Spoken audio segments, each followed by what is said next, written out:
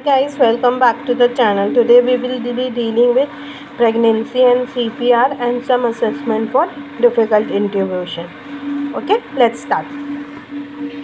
Pregnancy and CPR. In pregnant women, because of gravid uterus and IVC compression, enough venous return is not achieved. So, CPR with 2 rescuers is recommended, with one rescuer pushing the uterus to the left and the second to give chest compression. Okay, 2 rescuer system is done in pregnancy, with one rescuer pushing the uterus to the left and second to give chest compression. Patient should be placed on a flat surface, and in hospital cardiac arrest situation, table can be tilted slightly leftward.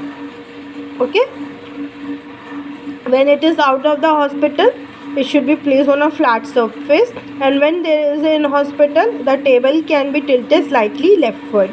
Okay, always remember 2 rescuer is recommended for pregnant women. One for pushing the uterus to the left and other to give the chest compression.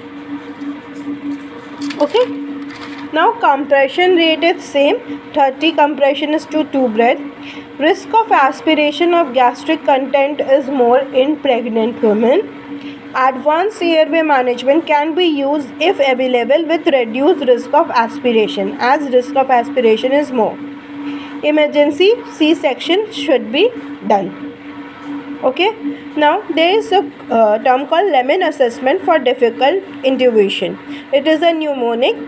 L stand for look externally, like the cause for difficult intubation or ventilation.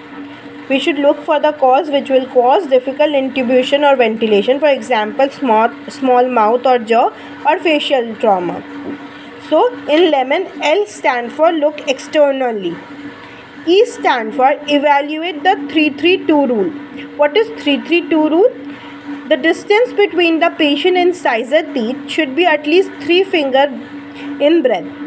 Okay, the distance between the hyoid bone and chin should be at least 3 finger breadths, and the distance between the thyroid notch and the floor of the mouth should be at least 2 finger breadths. That is 3-3-2 rule in Lemon assessment. Now M stand for Malampatti classification, which is used to visualize hypopharynx during intubation. Class 1, when soft palate, uvula, fauces and pillars are entirely visible. That is class 1 of Malampatti classification. Now class 2 is soft palate, uvula, fauces are partially visible. Class 3 is soft palate, base of uvula is only visible, no fauces are visible. And class 4 is only hard palate visible. This is to visualize hypopharynx during intubation. Now in Lemon, O stand for obstruction. Any condition that can cause obstruction of the airway will make laryngoscopy and ventilation difficult. So we should look out for condition which makes obstruction difficult and act accordingly. Now coming to N, in Lemon, N stand for neck mobility.